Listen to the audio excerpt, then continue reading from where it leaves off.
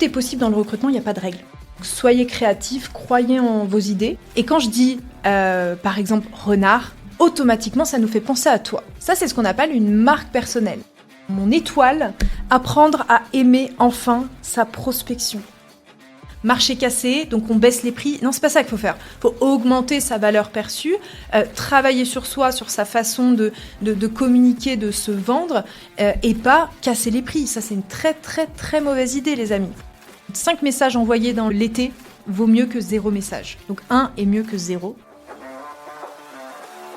Bienvenue dans Tam Tam. Je suis Léo Bernard, le co-créateur de Blendy, la formation recrutement pour passer au niveau supérieur.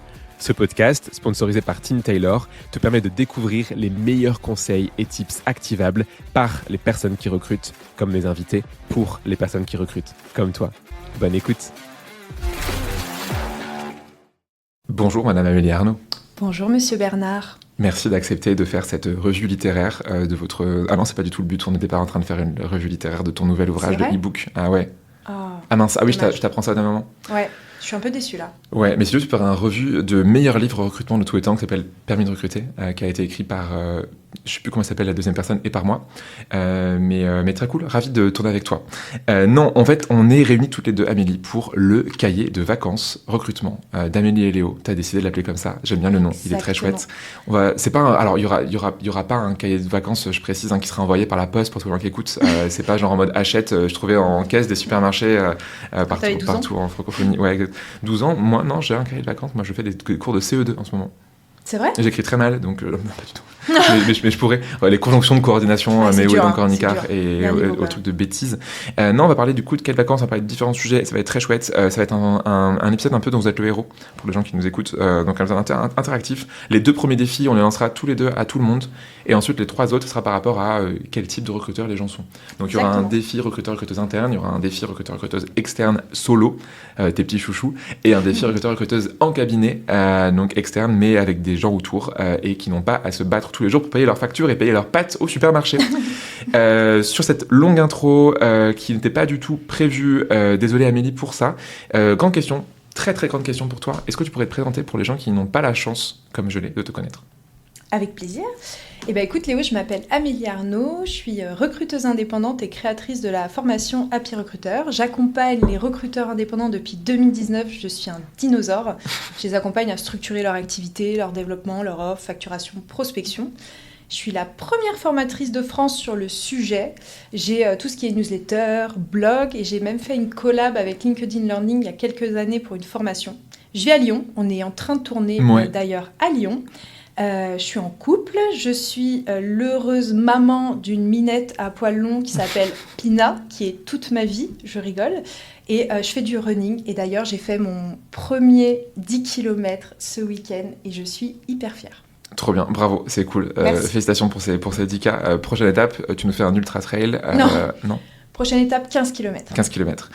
Cool, merci pour cette présentation. Deuxième question pour toi. Demain, admettons, tu as une baguette magique, tu fais une utopie du recrutement, tu fais ce que tu veux, tu fais quoi ? Utopie du recrutement, je pense que en tant que recruteuse indé, déjà je dirais que tous les freelance recruteurs bossent ensemble et pas les uns contre les autres, comme ce qui a été fait depuis des années niveau cabinet.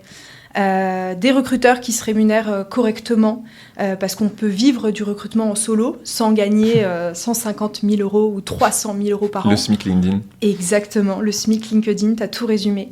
Parler dans le recrutement d'argent sans malaise, que ça soit sur des prétentions salariales, sur des prestations, sur du partenariat, etc.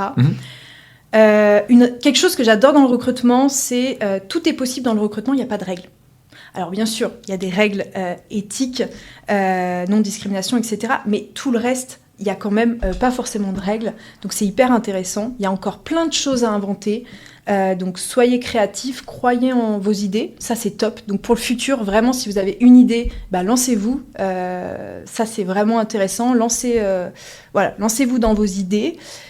Et je dirais la lecture. Et tu parlais de ton livre, et c'est très bien que je recommande, que j'ai lu d'ailleurs. C'est bien sûr à côté sur ma table de chevet. L'histoire raconte qu'Amélie a fait semblant de lire le livre, qu'elle a dit juste pour cet épisode. Non, je l'ai lu. Et il est très bien, je recommande. Mais je trouve que, et ça c'est plus général, on va dire, que dans le recrutement, quand tu commences à lire pour trouver des réponses, plutôt que te distraire, et se distraire c'est complètement ok, c'est là que la lecture prend tout son sens, et je crois beaucoup dans les livres, et je pense que c'est une façon d'éduquer le monde, de s'éduquer, qui est ultra importante et qui doit être mise en avant. Les gens ne lisent plus assez. Genre, moi, ce qui me choque, c'est dans les transports en commun, genre dans les trains, les métros, les TER, tout ce que tu veux, les bus. Les gens sont sur leur téléphone à scroller, et il y a moins en moins de gens qui lisent, alors qu'en effet, tu t'apprends des trucs chouettes. Ça fait très... T'imagines, on a 30 ans, on dit ça, genre ça fait très boomers. Ah, mais moi, à mon époque, je lisais au moins un livre par jour. Donc ouais, lisez des livres. Et troisième question pour toi, on rentre dans le vif du sujet. Est-ce que tu as un coup de gueule que tu vas passer? Genre, est-ce que tu vas être colère? Alors, colère, non, mais petit coup de gueule sur 3 choses, les impôts, YouTube et l'épargne. Ok. Je m'explique, Léo. Alors, moi, grosse consommatrice du YouTube Game, il y a plein de choses intéressantes. Il y a des choses qui vont à la poubelle et des vidéos qui sont ultra pertinentes. Et en fait, j'ai eu un petit peu un déclic il y a quelques années sur la capacité dans sa vie à épargner, ce que ça peut t'ouvrir comme porte. J'entends, c'est que aujourd'hui, être indépendant, c'est précaire. Être salarié, ça devient précaire aussi. Avant, il y a 10 ans, t'étais salarié, pas de soucis, bête de baraque, tout ça allait bien. Aujourd'hui, on le voit, notamment dans le monde du recrutement, être salarié, ça n'est pas significatif de stabilité à 100%. Et il y a un manque d'éducation sur la partie épargne. Et je me mets dedans, j'ai découvert ça il y a quelques années, mais épargner, c'est hyper important. Et un petit coup de gueule, c'est que si on ne vous amène pas à l'évangélisation de l'épargne, vous pouvez vous auto-éduquer, vous former vous-même. Sur YouTube, il y a plein de contenus qui sont gratuits. Et ça commence par mettre 100 € par mois dans un compte.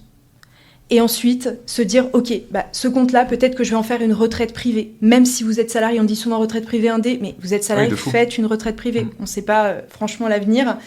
Et voilà, super important d'épargner parce que ça vous ouvre des portes sur plein de choses. Et c'est quelque chose qui est très regardé dans le monde professionnel aussi pour avoir...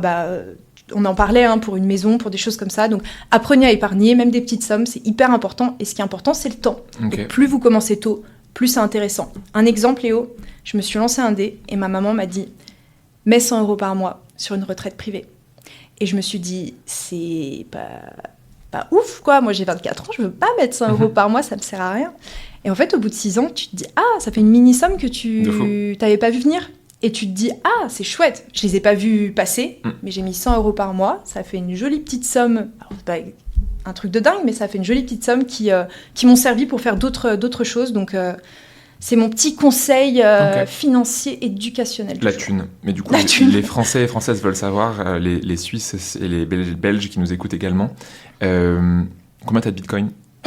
0. J'ai pris le créneau trop tard. Maintenant, c'est compliqué. Et toi ?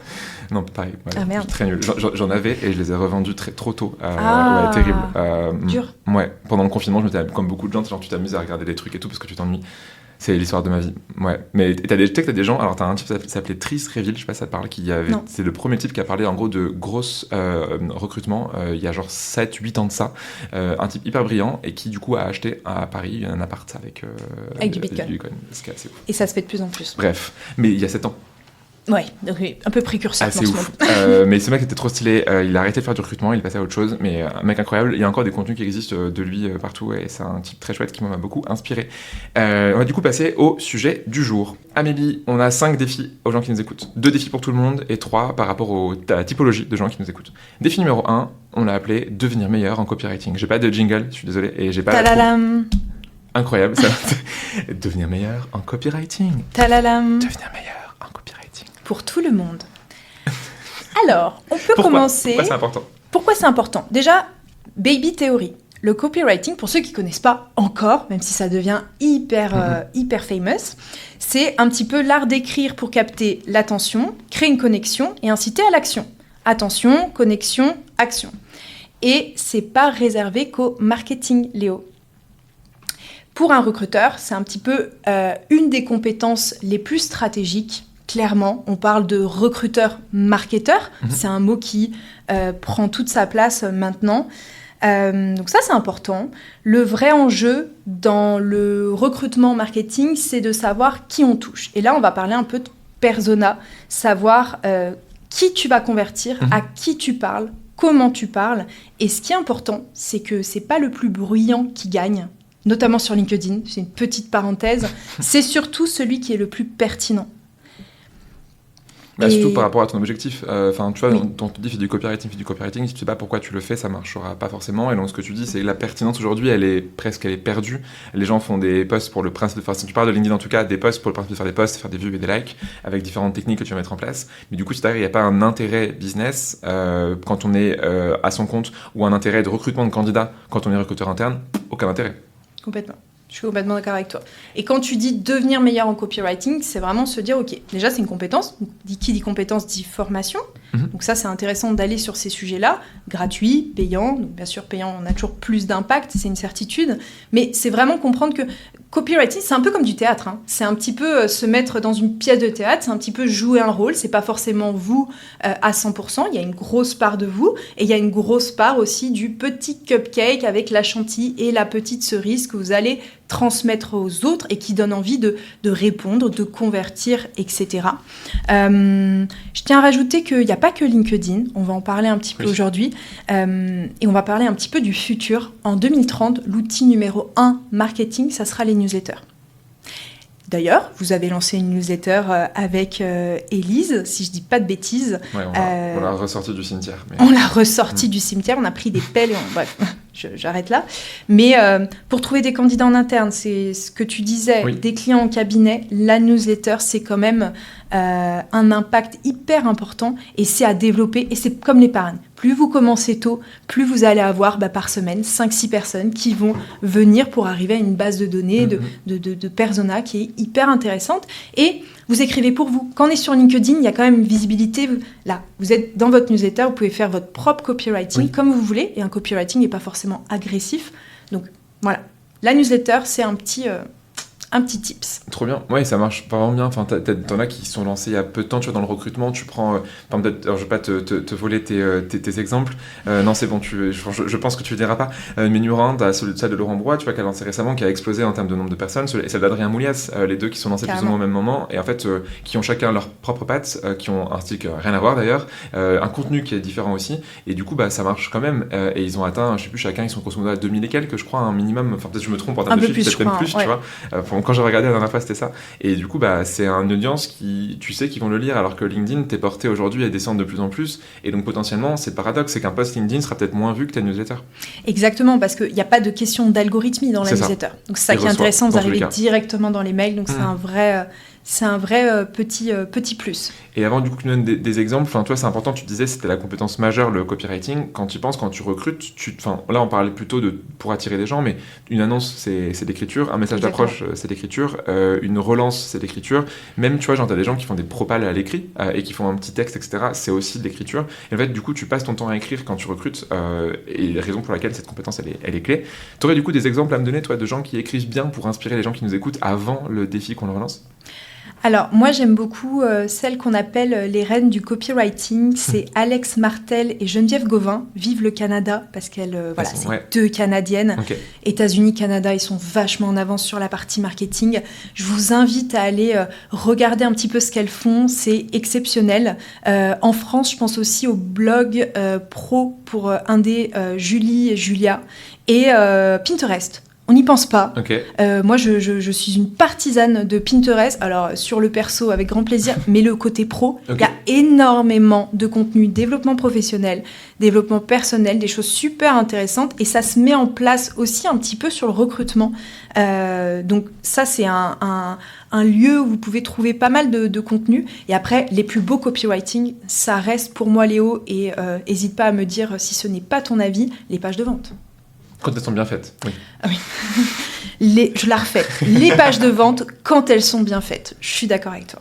Oui, après tu as un côté, tu vois, où, ce qui est dommage dans les pages de vente, c'est que c'est pas duplicable tel quel, en tout cas pour côté candidat, parce que du coup tu as un côté où tu veux vendre un produit ou un service, mais t'avais une boîte, pour ne pas la nommer, qui était Assess First, qui avait fait du coup un équivalent de landing page qui est sur une annonce. Et du coup, c'est la seule boîte à ma connaissance. Alors, je me souviens plus si c'était bien ou pas, c'était il y a longtemps. Mais du coup, ils avaient fait une sorte de page de vente, mais dédiée à un profil qu'ils recherchaient. Et du coup, je trouve que c'était intéressant sur le principe de faire ça. Après, c'est une boîte marketing, Assess First, donc c'est logique qu'ils fassent ça, tu vois. Et du coup, c'était une annonce qui était page de ventisée. Et c'était pas une annonce classique en mode on est telle boîte, on fait ça, on fait ci, voici vos missions. Non, c'était genre les 10 arguments pour nanana. Et c'était la manière dont c'était fait, ça ressemblait à une page de vente. Et donc, du coup, c'était intéressant pour ça. Faudrait que je le retrouve, c'était il y a longtemps et j'ai plus ça en tête. Mais ouais, page de vente, je suis d'accord avec toi. D'autres exemples que j'ai à donner aux gens qui nous écoutent, c'est ton blog, Amélie, qui est très bien copyrighté. Qui s'appelle Happy Recruiter, je crois. Happy Recruiter, je crois. Happy Recruiter. Happy Recruiter d'Amélie Arnaud. Happy Recruiter d'Amélie Arnaud. Happy Recruiter. Tadam. Terrible. Deuxième, le blog d'Hélénie, qui est incroyable. Et ses posts LinkedIn qu'elle fait, qui sont un bon complément. Mais je trouve son blog est encore plus poussé dans le copywriting parce que c'est un format long qui lui correspond encore mieux. Pierre-André Fortin, qui est, je pense, le recruteur qui écrit le mieux, je trouve, quasiment, de tous ceux que je peux lire. C'est vraiment très chouette. Et après, il y a des gens sur LinkedIn qui ont leur propre style, et là, chacun a sa patte. Donc là, je vais pas donner de nom, parce qu'il y en a beaucoup, mais en interne, genre Christelle Calipé, par exemple, Vogel Calipé de Benebono, qui a son propre style. Benoît Thieb de chez Ikea, qui, pareil, a son propre style d'écriture. Et du coup, quand ils font des posts, tu reconnais que c'est eux. Et donc, tu peux être en interne et avoir ta propre patte, si et seulement si, évidemment, l'entreprise laisse la liberté d'écrire. Ça, du coup, c'est un autre truc plus compliqué. Oui. Mais c'est pas réservé qu'aux gens qui sont adeptes. Ça marche aussi quand tu es en interne, et ça marche super bien. Et généralement, les boîtes, elles sont quand même un petit peu friandes de ce côté... on a une personne en interne qui écrit et qui donne de la visibilité aussi à notre produit, à notre structure, à notre service, à ce qu'on peut faire pour les candidats, etc. Donc c'est vraiment... 100%. C'est un vrai plus. Ouais, avant-après, tu vois, parmi nous, je cite, pas parce que c'est des clients, mais des gens qui font ça très bien, genre les équipes recrutement de Nose, par exemple, qui faisaient 0 poste et qui font des trucs trop stylés maintenant, les gens de chez Saint-Gobain, pour le coup, ils n'ont pas attendu qu'on les forme, mais des gens qui font des postes trop stylés pour mettre en avant la boîte et le business de Saint-Gobain, ou par exemple l'équipe de Unibail Rodamco, Westfield, qui gère notamment, là, à la Pardieu, c'est notre gros centre commercial, c'est eux qui gèrent ça.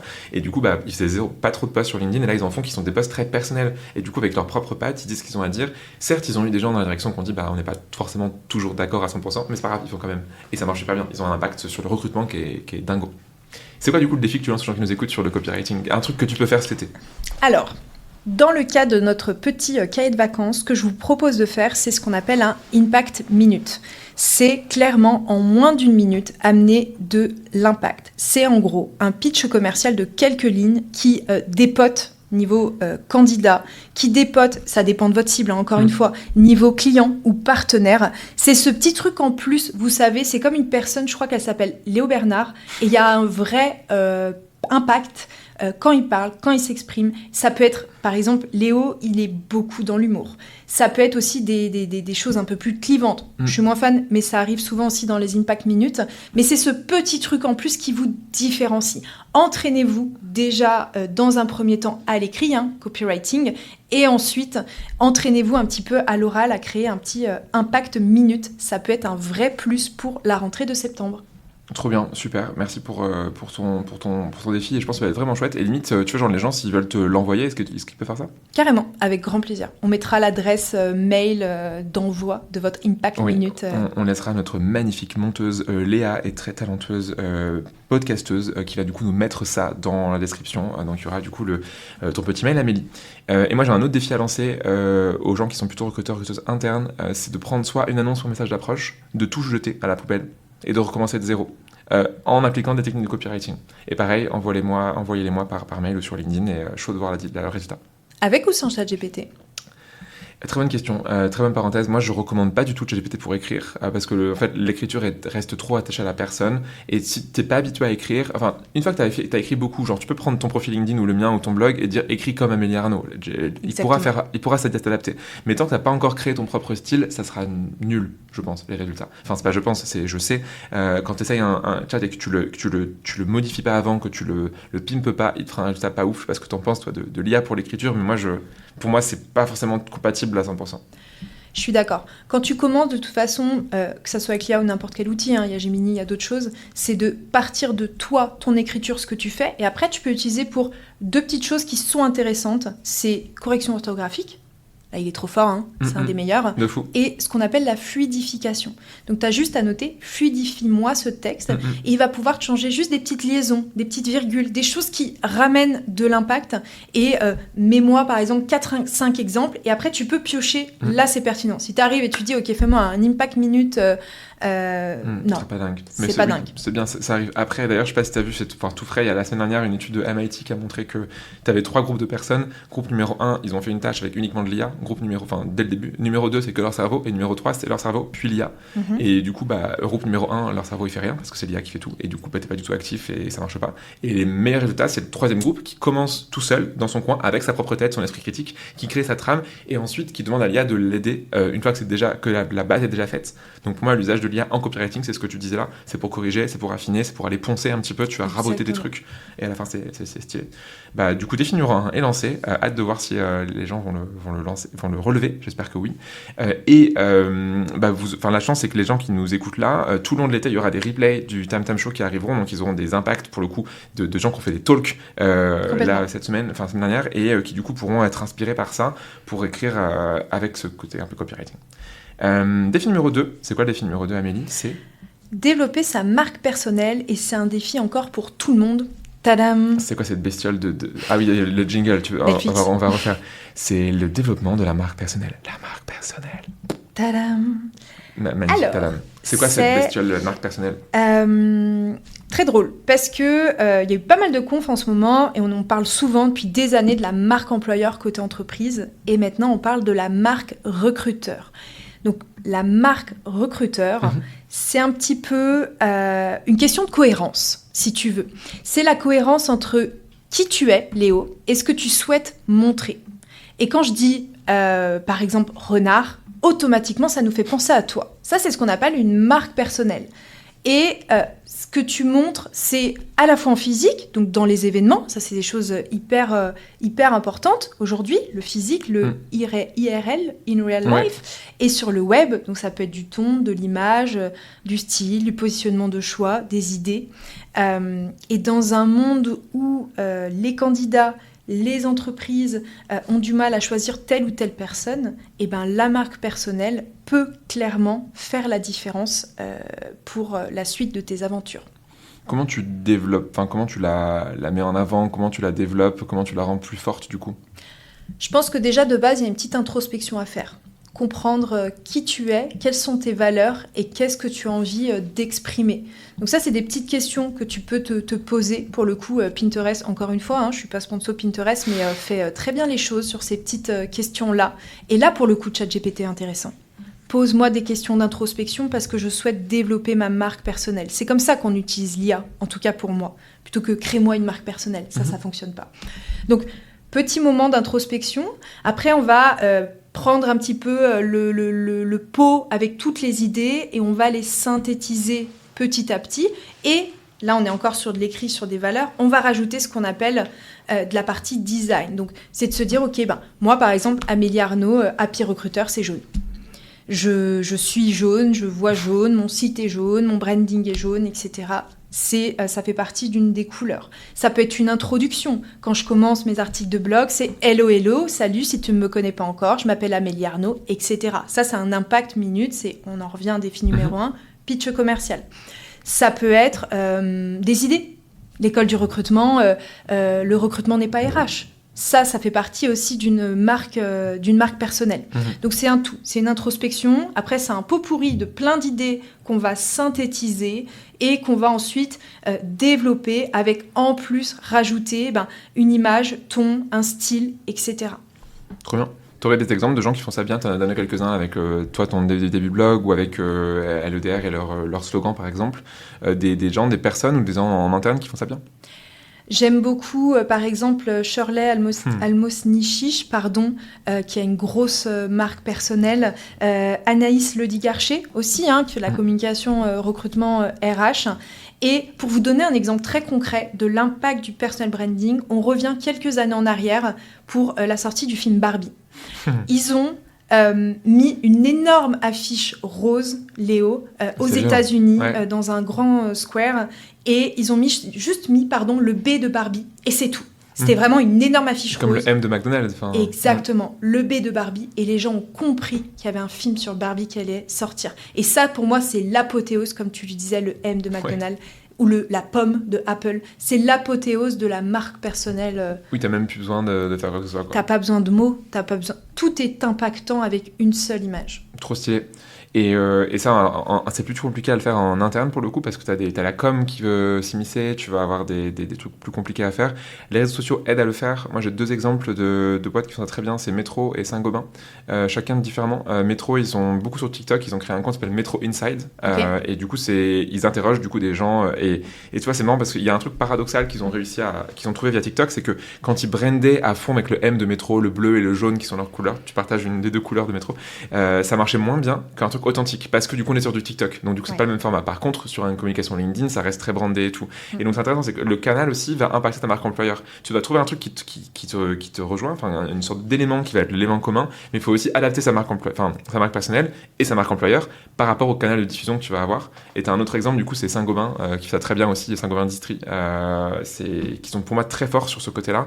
Et les gens à la fin incarnent vraiment presque encore plus leur marque que la propre marque d'un point de vue corporate. Et c'est là où c'est fort, tu vois, quand ton manager, ta recruteuse, ton recruteur ont une marque personnelle qui est plus forte que leur marque employeur, bah c'est génial, parce que du coup ils ont tout compris et ils amènent plein de candidats et il y a une communication qui est assez authentique et qui va aller attirer les gens. Donc c'est plutôt chouette.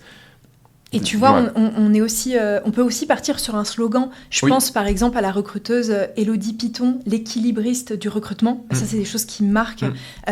Ça peut être aussi, rappelle-moi le gros marketeur avec les lunettes jaunes, ça te parle ? Faudrait que oui, je l'ai, mais j'ai plus le nom. J'ai plus le nom, mais c'est le même style, c'est les lunettes jaunes. Visuel, Christelle de Foucault aussi, on la reconnaît. Il y a plein de petites choses, ça peut être des détails physiques aussi. Oui, quand elle fait du paddle. Et quand je fais du paddle, exactement. Donc voilà, il y a plein de choses. C'est être différent pour moi. Créer une marque personnelle, c'est être différent, mais être soi-même surtout. Bien sûr. Bah là, tu m'as donné un dernier exemple, mais Tonton Karim, avec sa casquette, avec son style d'interview, il va faire du Mario Kart avec le DRH Monde de BNP Paribas. C'est rigolo, tu vois, sur le principe de faire ça. Et tu peux le faire que parce que, du coup, ta marque est tellement forte que les gens font appel à toi. Et ça, du coup, c'est différent encore une fois quand on est à son compte ou quand on est du coup en interne. Mais il y a plein de gens, du coup, qui, d'ailleurs, quand on regarde les classements, alors je suis pas forcément méga fan des classements Favicon ou autres, mais du coup, tu vois de plus en plus de gens qui sont internes apparaître sur ces classements. Exactement. Avant, il y avait que des gens qui voulaient vendre des services et des trucs, en mode genre, je veux te vendre un truc. Et là, il y a plus de gens qui sont en interne et qui réalisent l'impact que ça a sur leur marque, qui se mettent à publier régulièrement. Et l'impact qu'une personne comme Charlène ou comme Valère, tu vois, qui font des formations à la personal branding, il y a des marques après il y a des gens qui vont écrire et qui vont du coup développer leur marque personnelle pour recruter. Complètement. C'est quoi le défi du coup que tu lances aux gens par rapport à ça ? Alors, le défi cahier de vacances pour préparer un petit peu la rentrée de septembre, c'est faire ce qu'on appelle un book. On va un peu s'inspirer de ce qui se passe dans le monde de la mode, de la photographie. Alors, on va pas mettre trop des photos de nous parce que c'est pas ce qu'on a envie de faire ressortir. On peut en mettre, bien sûr. Pareil, l'impact d'une photo professionnelle. De fou, très important. Et on va faire soit un doc PDF à préparer qu'on puisse envoyer, soit une page Notion. Donc ça, c'est assez sympa. Et ça se fait de plus en plus maintenant dans les messages d'approche recruteurs, d'envoyer la page Notion de l'annonce, bien sûr, ou à l'intérieur de l'annonce, mettre une petite présentation, donc notre fameux Impact Minute, avec des projets en cours, des insights, nombre de recrutements, ce que vous souhaitez changer dans le monde du recrutement, des choses comme ça. Ça peut être un bon point et ça peut faire la différence candidat, client, partenaire également. Et ça, tu l'envoies aux gens ou tu le gardes pour toi plutôt pour créer des posts, etc. Alors, c'est cool de faire des choses, mais si on les partage pas, je suis pas sûre que c'est un max d'impact et c'est un peu le but là. Donc, c'est de le préparer l'été et après, c'est de l'intégrer dans ses annonces. Ça peut être aussi un petit design que tu mets dans tes annonces en disant coucou, moi c'est Amélie, je suis recruteuse et mes convictions c'est ça. Et cet été, je suis partie à l'île Maurice et c'était incroyable. C'est de rajouter aussi, tu sais, j'aime bien dire dans le recrutement, c'est faire des ponts avec les gens en disant le dernier film que j'ai vu, c'est ça, la dernière chose que j'ai faite, c'est ça, etc., etc. On crée du lien, on crée un pont avec les gens et ça peut être rajouté dans vos annonces, dans vos écrits recrutement. Trop stylé, il est trop cool ce défi, j'aime bien. Hâte de voir. Et pareil, les gens peuvent te l'envoyer s'ils veulent par mail. Ton mail sera du coup dans la description de l'épisode. J'aime bien du coup ce deuxième défi. On passe du coup au troisième. Le troisième, du coup, je m'incruste dans ton épisode, mais c'est mon podcast, donc je fais ce que je veux, n'est-ce pas ? Oui. Et c'est un défi qui est plutôt dédié à des recruteurs et recruteuses internes, qui sont moins toi, ton cœur du quotidien. Enfin, tu les aimes bien, mais, oui, je les adore. Mais tu les aimes moins. Mais je les forme pas. Exactement. Tu les aimes moins que tes petits recruteurs et recruteuses indépendants qui s'installent avec toi. Tiens, il faut que je parle d'un truc juste après. Voilà, je mets ça dans l'épisode. Quand je le réécouterai, peut-être que j'oublie, peut-être que j'aurais oublié. Je te dirai un truc par rapport à ça qui est assez rigolo. Défi numéro 3, c'est du coup de faire du shadowing. Encore un terme anglais un peu bizarre que personne ne comprend. Tu connais le terme de shadowing, Amélie ? Ça te parle ? Alors, je connais vaguement. Je suis pas une fan du franglais. Pourtant, depuis tout à l'heure, je fais que des impact minutes, personal branding. C'est que du franglais. Mon Dieu, pardon. Mais je veux bien la petite définition, Léo. Le principe, du coup, c'est tu te mets à côté d'une personne et tu vois ce qu'elle fait. Donc, dans Shadow, c'est l'ombre. Donc, du coup, tu es l'ombre de la personne pendant un temps donné. Mais ça serait bizarre en français, l'ombrage. Ça fait presque un peu peur. Ouais. Tu vois, je veux être l'ombre de Léo, ça me fait flipper. Je veux être ton ombre pendant une journée. Hyper bizarre. Mais en fait, le shadowing, c'est un truc hyper simple à mettre en place. C'est gratuit, ça prend du temps, mais pas d'argent. Et qui permet du coup de mieux concilier les gens qui font un recrutement en interne, qui sont les hiring managers, qui ont un besoin, genre une directrice financière, un directeur commercial, et un recruteur, une recruteuse. Et du coup, ces deux-là, souvent, ils ont du mal à se parler et à bosser ensemble. Tu vois, moi, à chaque fois que je fais des formations quasiment avec des managers, ils me disent tous le problème, c'est les recruteurs et les recruteuses. Et les recruteurs et recruteuses, quand je fais des formations, ils me disent le problème, c'est les managers. Et souvent, c'est juste parce qu'ils ne se connaissent pas. Tout simplement, c'est un manque de connaissance de ce que fait l'autre. Et donc là-dessus, un truc qui est important, donc, c'est de faire du shadowing. Ça sera mon défi tout à l'heure, dont je parlerai. Mais pour les managers, de passer du temps avec les recruteurs et les recruteuses pour comprendre leur métier. C'est quoi ? Est-ce qu'ils font juste passer des CV et virer des gens, ou est-ce qu'ils ont d'autres tâches ? Et inversement, tu vois, pour un recruteur ou recruteuse, avoir la vision business de c'est quoi vraiment le quotidien de cette personne-là que je recrute tous les jours. Ça, c'est pas assez fait, dis-moi. Alors, j'ai 2 questions. Est-ce que c'est, je vais faire un peu boomer, est-ce que c'est un vie ma vie ? Ouais, c'est ça. Et est-ce que les gens regardent ou les gens font ? Ça veut dire, est-ce que le hiring manager source ou il regarde au choix. Le sourcing ? Les deux ont des avantages et inconvénients différents. Peut-être au début, quand on ne se connaît pas trop, peut-être d'abord regarder. Et après, du coup, tu peux en effet faire avec s'il y a des gens qui aiment bien. Un truc simple, typiquement, si tu veux aller, toi, shadower quelqu'un qui fait de la recherche nucléaire, tu vas pas aller manipuler... de l'uranium. Ouais, je pense pas que ce soit une bonne idée. Pas ouf. Par contre, tu peux laisser un manager manipuler ton LinkedIn, c'est moins grave en termes d'impact. Enfin, si tu appuies sur une touche, ça fait pas exploser quoi. C'est ok. Donc oui, mais c'est très bien ce que tu dis là comme idée. Soit du coup c'est juste t'observes, soit du coup tu fais. Et ça du coup c'est vraiment une super bonne idée. Et donc le défi que je voulais lancer, donc après je te laisserai prendre le défi numéro 4, on passera à la suite, mais c'est vraiment de passer du temps, donc d'organiser avant la rentrée. Allez, avant fin septembre, un double vie ma vie. Donc du coup c'est le mot vie ma vie dont tu parlais. Une demi-journée minimum avec un hiring manager où tu t'incrustes dans leur quotidien. Si c'est encore plus fort si du coup tu travailles dans un siège social par exemple, tu vois, que tu as des gens qui sont partout en région, bah, du coup d'aller les voir sur place, ils vont kiffer de fou. Parce que c'est rare que des fois les sièges se déplacent en région. Ah, la région, mon Dieu. Et donc, du coup, ça, c'est une bonne idée. Et deuxième chose, inversement, tu fais venir des managers avec toi pour qu'ils comprennent le boulot. Et ça, c'est clé. Nous, tous les clients conformes, tant manager que recruteur, on met ça en place. À chaque fois, ils sont là, mais pourquoi on n'a pas fait ça plus tôt ? Parce que du coup, ils réalisent que le job de l'autre est dur, qu'il n'est pas forcément très clair dans sa tête, et du coup, ils voient comme ça ce qu'ils ont besoin réciproquement pour mieux avancer. Et ta relation manager-recruteur, après, elle est améliorée par rapport à tout ça. Donc, c'est un défi très simple, dans l'absolu. Il faut juste dire à un manager, tiens, viens une demi-journée avec moi, assieds-toi, et il faut que je te parle. Et inversement, du coup, tu vas toi t'incruster dans le boulot d'un manager, suivre, et c'est encore mieux si c'est un métier que tu connais pas. Tu vois, moi, la première fois que j'ai dû recruter des commerciaux de terrain, bah, du coup, je les accompagnais, j'ai fait le tour de Paris en Vélib, c'était rigolo. Est-ce que tu penses que c'est quelque chose que tu peux mettre en place pour les candidats, pour l'onboarding ? Ça peut être pas mal aussi là, de cet 100%. été, créer un process propre en se disant, ok, bah, le candidat, il faut qu'il passe par... il choisit, il y a 10 métiers, et il passe par 3 métiers de son choix. Ça peut être la tech, le marketing et les RH, par exemple. Comme ça, il fait un petit peu un tour sur une journée, dans la journée d'intégration. Ça peut être aussi quelque chose de bien pour que lui puisse voir les autres métiers qui entourent sa future entreprise. 400%. Tu vois, notre onboarding chez Choco à l'époque, c'était ça, où tes 2 premières semaines, le matin, tu avais des onboardings sur ton propre métier, avec des gens qui t'apprenaient, je sais pas, genre, tu étais comptable, bah, on t'apprenait des trucs de finance, et tous les après-midi, pendant 2 semaines, donc tu as fait 10 demi-journées, l'équivalent de 5 jours, tu étais sur le terrain avec tous les services différents. Et donc à la fin, tu savais qui faisait quoi, et de manière vraiment précise, et c'est beaucoup mieux quand tu t'adresses après aux gens, tu sais ce qu'ils ont fait, et au bout de 2 semaines, tu es onboardé sur la plupart des sujets, et par contre, tu n'as pas commencé à bosser, mais c'est pas grave, du coup, tu comprends tout, et tu sais parler à tout le monde, et ça, c'est génial. Donc oui, surtout pour un recruteur. Raison, de fou. Mais ça pourrait marcher pour un... Enfin, tu vois, genre demain, t'es recruteuse indep ou en cab, tu pourrais très bien demander à un client d'aller passer beaucoup de temps sur le terrain pour comprendre les métiers. Ils diront pas tous oui, mais ça se tente quand même, et c'est un valeur ajoutée que tu pourrais avoir par rapport à quelqu'un qui ne le ferait pas. Ok, parfait. Donc voici mon défi, faites un double vie ma vie à la rentrée à tous ceux et ceux qui nous écoutent, et on organise ça en effet pour la rentrée, pour septembre ou plus tard, on fait ça. On passe du coup au défi numéro 4, c'est pour le coup un défi qui se destine à tout le monde ou pas, Amélie ? Non, pas à tout le monde, on va exclure un peu des gens, c'est pas bien, mais on le fait des fois, c'est uniquement pour les recruteuses et les recruteurs indés, c'est mon défi, ma conviction, mon étoile, apprendre à aimer enfin sa prospection. C'est très important. Aïe. Là, là, c'est un petit peu un cap dans sa tête à comprendre. C'est presque du mindset franglais. C'est clairement comprendre qu'un recruteur c'est prospecter, parce que sourcer, c'est faire de la prospection. Donc en fait, un recruteur est une machine à prospecter sans le savoir. Donc être indépendant, et même être recruteur tout court, en interne, je fais une petite aparté de gros groupes, c'est être commercial. Être recruteur, il y a une grosse partie commerciale. Et en fait, c'est de se dire, ok, juillet-août, c'est plus calme, c'est plus chill, et je veux que ça devienne mon labo un peu bienveillant de prospection. C'est le moment idéal pour revoir ses bases, tester des nouveaux formats, tester des nouveaux outils, affiner son message, prendre un petit peu de recul aussi, et aussi kiffer, reprendre plaisir à parler de son métier, à parler de soi, à parler avec d'autres personnes et à faire du business en toute intelligence et vraiment kiffer,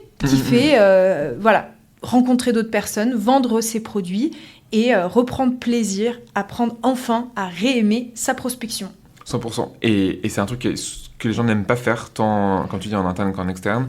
Après, tu as des aides, et du coup, c'est le moment où je te fais une maxi promo pour le e-book que tu as écrit, qui s'appelle du coup Prospecter, convaincre, placer, coécrit avec Kemra Jaffar, qui est disponible du coup sur ton site Happy Recruiter, et en vrai qui est chouette sur ça parce que beaucoup de gens ont des sortes de croyances limitantes, là je pense qu'ils peuvent pas faire, et la prospection c'est pas si difficile, et dans notre moment où on enregistre là le podcast, on est sur fin juin, le marché est relativement toujours très tendu, et si tu prospectes pas, c'est très dur côté business, il y a un fort risque, et donc il faut oser le faire, et donc c'est bien d'être accompagné par-dessus, et là en vrai, sur ce sujet, dans ton livre, il y a plein des éléments qui sont très chouettes. Je précise que ce podcast n'est pas sponsorisé, t'as refusé de me donner de l'argent tout à l'heure au début quand on a enregistré, tu m'as offert un verre d'eau, c'est tout ce que j'ai gagné en guise de sponsor. Même pas un café. Ouais, même pas un café, un peu la loose, mais du coup ton livre là-dessus que tu as sur ton site, il est vraiment chouette, et il permet de casser un peu des croyances pour la prospection. Exactement, et rapidement, tu disais comment on trouve des clients dans un marché qui est un peu cassé, parce que c'est la vérité, c'était le grand Eldorado en 2021-2022, aujourd'hui ça ne l'est plus, c'est de plus en plus difficile, il y a de plus en plus de monde, donc c'est vraiment de se dire, ok, je fais du réseau, c'est important, je garde le lien avec les personnes, etc., très important, on l'a vu, Tam Tam Show, faire du réseau, rencontrer, faire des events. En 2, ça va être tout ce qui est planter des graines dans la tête des gens, envoyer des messages, même si ça répond pas tout de suite, ça répondra peut-être dans 6 mois, c'est hyper important. Il y a le placement actif aussi, partir d'un candidat pour aller ouvrir un compte, c'est des choses qui fonctionnent bien. C'est la grande mode aussi des cold calls, quoi. Il y a plein de choses à faire, mais ça, c'est des vrais exemples. Qui sont hyper intéressants, donc vous pouvez creuser avec moi, avec le livre, avec plein d'autres formateurs aussi, on n'est pas là pour se faire son auto-promo, c'est pas le but aujourd'hui, mais c'est de se dire, ok, je reprends plaisir, je prends aussi un peu de temps, en août, quand il me reste quelques jours, à développer le money mindset, encore du franglais, c'est un petit peu l'état d'esprit de savoir vendre et savoir se vendre au juste prix, parce que là, ce qui se passe, marché cassé, donc on baisse les prix, non, c'est pas ça qu'il faut faire, il faut augmenter sa valeur perçue, travailler sur soi, sur sa façon de communiquer, de se vendre, et pas casser les prix, ça c'est une très très très mauvaise idée les amis, il faut pas faire ça. On profite aussi un petit peu d'août je vais te donner un exemple très important. Moi, il y a eu un avant, un après, quand j'ai commencé à travailler sur la CNV. Je ne sais pas si tu connais, Léo. Tout à fait. Je ne sais pas si tu t'es un petit peu formé sur ces sujets. C'est ce qu'on appelle la communication non violente, donc la CNV. Il y a un avant et un après dans la façon dont tu communiques avec tes candidats, tes clients, tes partenaires, notamment dans les moments de galère. Parce que quand tout va bien, c'est super simple de communiquer. C'est comme en couple, c'est super simple. Dès qu'il y a des petits conflits, là, c'est plus compliqué. Et la communication non violente, je sais que moi, personnellement, il y a eu un vrai gap dans la façon dont j'ai pu créer de l'interaction avec les autres, notamment quand il y a une gêne, il y a un conflit, il y a un problème avec un client, de la gestion client, un problème avec un candidat, etc. Ça m'a appris vraiment à prendre du recul et à communiquer complètement différemment pour quand même arriver à obtenir ce que je voulais à la base, tout en étant extrêmement bienveillant. Trop stylé. Et ça marche même, ça a été pensé pour du perso d'ailleurs. Complètement, aussi, les couples c'est très bien aussi. Ça, allez-y.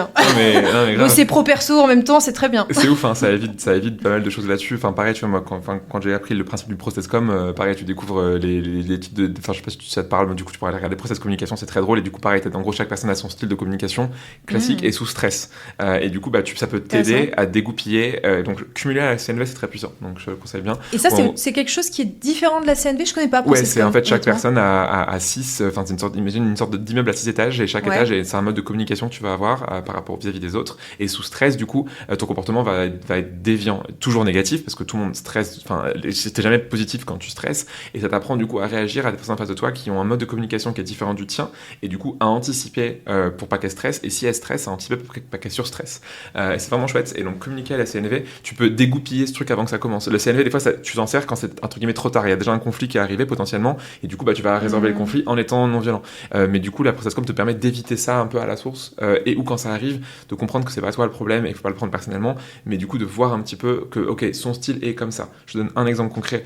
Il y a un des styles de process com qui s'appelle Travail-O-Man où en gros t'es hyper strict sur les horaires. Comme tu le sais, la semaine dernière, j'ai organisé un événement presque millimétré. J'étais en stress total. Élise sait que je suis comme ça. Et donc, dans les coulisses, elle m'a dit, là, t'inquiète, t'as 10 minutes de retard. Tu le sais, je sais que tu le sais, mais c'est OK. Les gens passent un bon moment, déstressent. C'est pas grave. Et rien que ça, tu vois, genre, en fait, ce qu'elle a dit, c'est, je comprends que tu es stressé par les horaires et donc je viens te déstresser avant même que tu surstresses. Et du coup, je suis genre, ah oui, c'est vrai, c'est pas grave. Tranquille. Et c'est des trucs tout bêtes donc les deux cumulés, c'est intéressant. Tu sais à quoi ça me fait penser? Pour imager vraiment ce que tu viens de dire, à Inception, tu sais, les ascenseurs. Oui, grave, de fou. Il rentre dans son propre monde, il y a des ascenseurs, donc plus c'est haut, plus ça se passe bien, plus c'est bas, plus tu vas dans la profondeur, les choses un peu plus compliquées, etc. Et en fait, cette femme est avec lui, pas avec Léo Bernard, avec DiCaprio. Un peu moins bien, une version Wish. Non, Léo est mieux, Léo est plus beau gosse.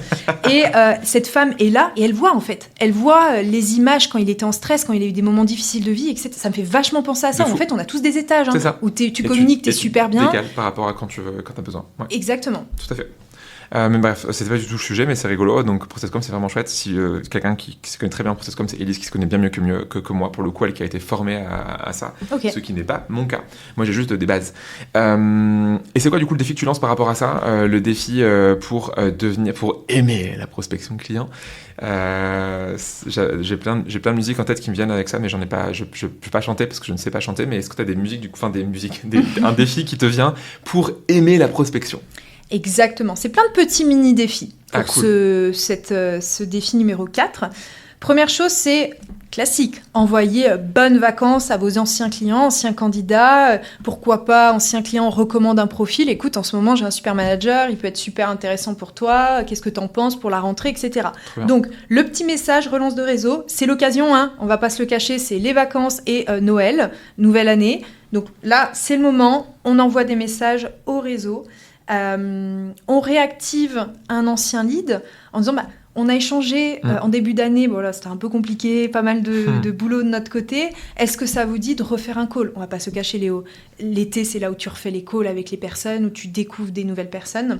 2-3 posts, LinkedIn sur vous, c'est le moment, il y a moins de monde sur LinkedIn, donc vous prenez moins de risques. Si vous avez un petit peu peur sur cette partie-là, lancez votre newsletter, encore une fois. Là, on va parler un peu insight, un peu data. On va prendre 1 heure de votre temps, je dirais même 3, parce que c'est souvent long, où on va faire des bases, ce qu'on appelle des bases clean pour une rentrée efficace.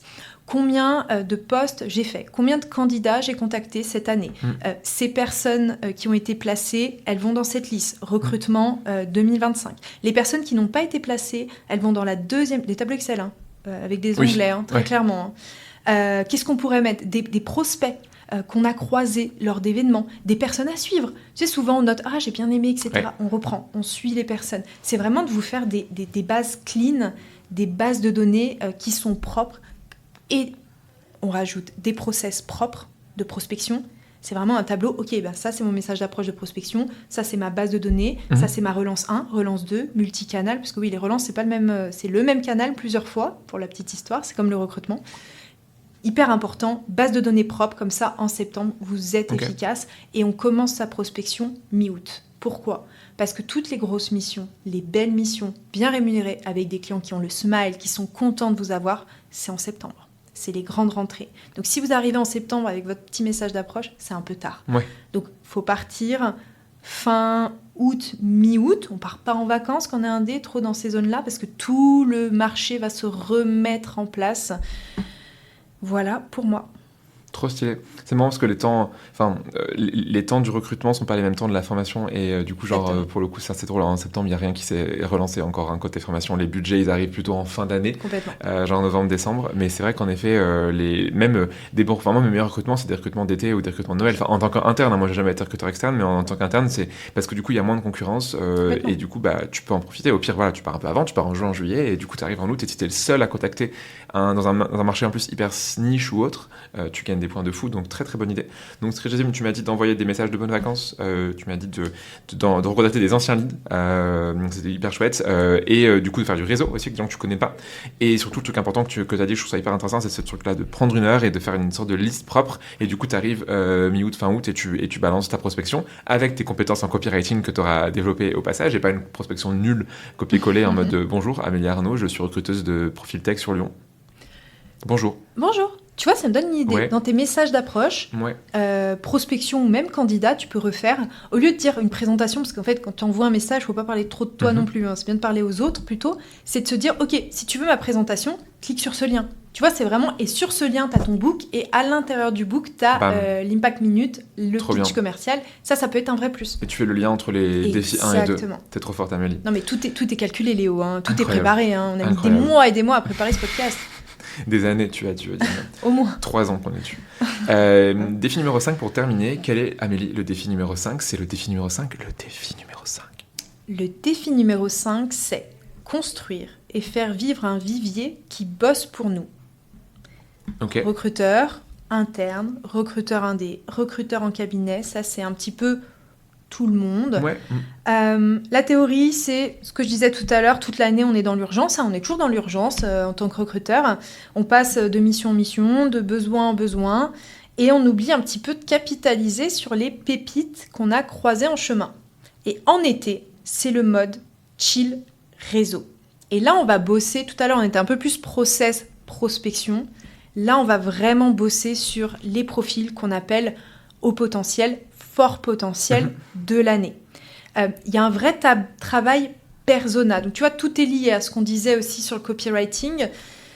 C'est de se dire, OK, là, cette année, tu vois, en ce moment, je te donne un exemple, je suis en mission et je recrute dans le monde de l'assurance. Cet été, je vais le faire pour moi, très clairement, en mode propre cahier de vacances. Je vais retravailler mon persona candidat. Okay. Je sais que les candidats que mes clients aiment bien, que j'ai pu bien placer en entretien, qui tout de suite, top profil, c'est génial Amélie, c'est ce qu'on appelle des agents G. D'accord ? Des agents généraux qui travaillent pour AXA, pour plein d'autres banques, sans les citer. Et en fait, ce type de profil, pour rentrer dans la franchise de mon client, c'est les profils pépites. Et je vais retravailler ce tableau de persona en me disant, OK, ces candidats-là, ils sont où ? Ils vont sur quel réseau ? Est-ce qu'ils sont plus sur LinkedIn ? Est-ce qu'ils sont plus sur Facebook, par exemple ? On parle beaucoup de LinkedIn, mais côté sourcing candidat, Facebook, Twitter, il y a plein d'autres réseaux qui sont intéressants. C'est quoi leur parcours ? Leur aspiration, ce qu'on appelle les signaux faibles. Dans certains secteurs d'activité, tu sais qu'au bout d'un an et demi, ça bouge. Tu as d'autres secteurs, c'est tous les 3 ans. Tu as d'autres, c'est tous les 5-6 ans, etc. Et où est-ce qu'ils sont ? Et je vais en fait un petit peu... créer ces personas de top profil avec en plus, petit type sourcing, les bonnes requêtes booléennes, les synonymes, les mots-clés, etc. Alors par contre, requête booléenne, ChatGPT, on est d'accord ? Oui. Voilà. Mais oui et non, mais oui. Pourquoi non? Je suis curieuse. Ça vient comme le copywriting a posteriori, tu vois. Faut d'abord que tu saches précisément ce que tu veux et faut que tu les nourris au maximum parce que sinon, du coup, il te fera un truc avec les moyens du bord. Donc, faut que t'aies vraiment ta précision et ta stratégie. Si tu veux, oui, mais après la phase de stratégie en amont et de ciblage. Ok. Mais oui. Ok, parfait. Et à côté de mon tableau, autre colonne dans mon petit carnet de vacances, je les fais vivre. Je leur renvoie des messages de veille, de recos spontanés, de contenu utile, de représentation. Est-ce que vous avez un besoin? Est-ce que vous voulez faire un petit call? Est-ce que c'est vraiment cette partie-là? Bosser son persona et ensuite activer ce vivier qui va pouvoir travailler sur nous et jouer un petit peu sur la recommandation. Ça, c'est important. Recommandation candidat, recommandation client, recommandation partenaire. C'est aujourd'hui, il y a beaucoup de business qui se font comme ça. C'est de connaissance en connaissance. Tout à l'heure, Léo m'a dit « Ah bah tiens, tu sais que telle entreprise recherche des gens pour faire telle chose. Ah bah non, je savais pas. Bah vas-y, mets-moi dans la boucle, etc. » C'est comme ça que ça se passe aujourd'hui. Donc c'est hyper important de faire jouer ce réseau, de penser vivier, de penser long terme aussi. Trop stylé de faire ça et comme tu dis ça marche à la fois en interne et en externe, ça marche pour tout et c'est un truc le plus sous-estimé. T'avais une stat qui m'a choqué, c'était de APEC 2024 qui disait que 44% des recrutements de cadres étaient faits sur des candidats qui étaient déjà dans le vivier. Donc en gros, un candidat sur 2 que tu recrutes, l'entreprise avait déjà connaissance de cette personne dans sa base interne. Sauf que la base interne, soit elle est juste même pas lisible, enfin t'as des ATS où tu peux même pas chercher à l'intérieur. Hein. Tu peux pas, en tout cas, tu peux chercher par prénom et nom, mais pas par métier ou autre. Et du coup, tu peux pas faire de vivier. D'autres qui sont pas forcément mal gérés ou autre. T'as un plan de tagage pas forcément bon. Donc en gros, tu t'as pas les bons tags auprès des bonnes personnes. Et pour plein de raisons, le vivier n'est pas exploité. Alors qu'en vrai, ça te ferait économiser des coûts de malade, voire même des outils de sourcing que tu peux avoir.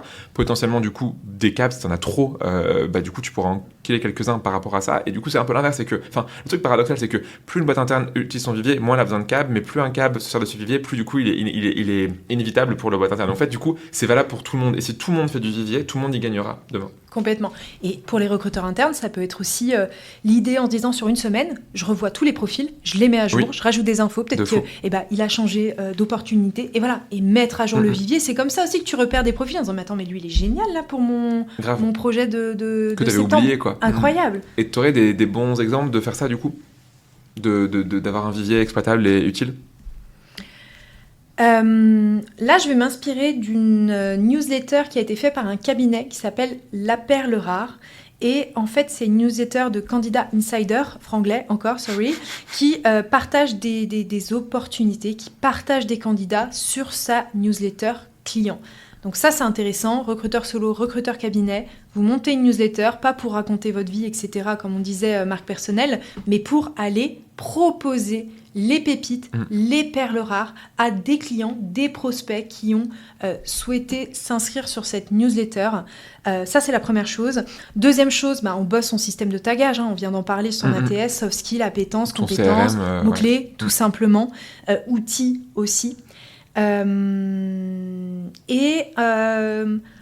Rebosser, ça c'est pas mal, c'est rebosser des templates de relance par segment. Souvent, on fait des relances par candidat, mais faire des relances par segment. Et par exemple, la dernière relance, c'est « Coucou, écoute, je te laisse tranquille parce que tu ne me réponds pas ». C'est juste de dire « Hello, nous on est une boîte spécialisée dans le monde de l'assurance ». Comme exemple, encore une fois, ce que je te propose, je te laisse tranquille, c'est que je te renvoie sur 3 petits e-books que mon entreprise a créés en 2024, super intéressant sur les chiffres pour les collaborateurs, les prétentions salariales, les nouveautés et pourquoi pas, un bilan sur le monde de l'assurance ces 10 dernières années. C'est de se dire, ok, template de relance personnalisé, mais par segment, data, sales, banque, RSE, des sujets qui fonctionnent bien aussi. Trop stylé. En vrai, trop bien de faire tout ça. Et t'as un dernier exemple qui me vient, c'était Foodles qui avait mis en place une newsletter où en fait c'était leur candidat chouchou. Enfin, ils ont une newsletter candidat où t'es pas pris pour X ou Y raison, t'es pas dispo, t'es trop cher, j'en sais rien à un moment donné. Et du coup, ils avaient des centaines de profils là qu'ils envoyaient régulièrement des nouvelles. Et comme ça, j'ai plus les chiffres exacts. Je les mettrai dans la description, mais de mémoire, c'était genre 50 recrutements par an qu'ils font via cette newsletter, ce qui est un truc de malade. Et parce que du coup, ils ont une base avec Capitalise, ils les nourrissent très régulièrement. Et du coup, c'est là où c'est une bonne chose parce que souvent, l'erreur dans la vivier, c'est tu t'envoies des messages aux gens que quand tu as besoin d'eux. Mais du coup, tu leur as rien donné avant, donc ça marche pas. C'est comme un pote, tu sais, genre, qui a besoin de déménager, t'as pas parlé depuis 3 ans, et tu dis, ah, est-ce que t'es dispo samedi? Non, en fait, parce que tu m'as rien donné. Par contre, genre, comment ça va, tous les mois, envoyer des nouvelles, comment ça va, etc., ce qui se passe, je peux envoyer des photos de chat, j'en sais rien. Mais du coup, à la fin, quand les gens ont besoin de toi, oui, parce qu'il y a un lien qui est toujours là. Et du coup, avec des prospects, quand t'es en interne, avec des candidats, quand t'es, externe, et candidats quand t'es interne, c'est hyper important de nourrir son vivier pour que tu puisses l'exploiter derrière. Sinon, en fait, ça sert pas à grand chose, et les gens verront que c'est juste par opportunisme et pas par vraie envie d'aider. Complètement. Et pour te dire comme ça prend de l'ampleur, ces candidats pépites, ces candidats positionnés mais qui n'ont pas été recrutés, c'est que maintenant il y a des bourses à candidats.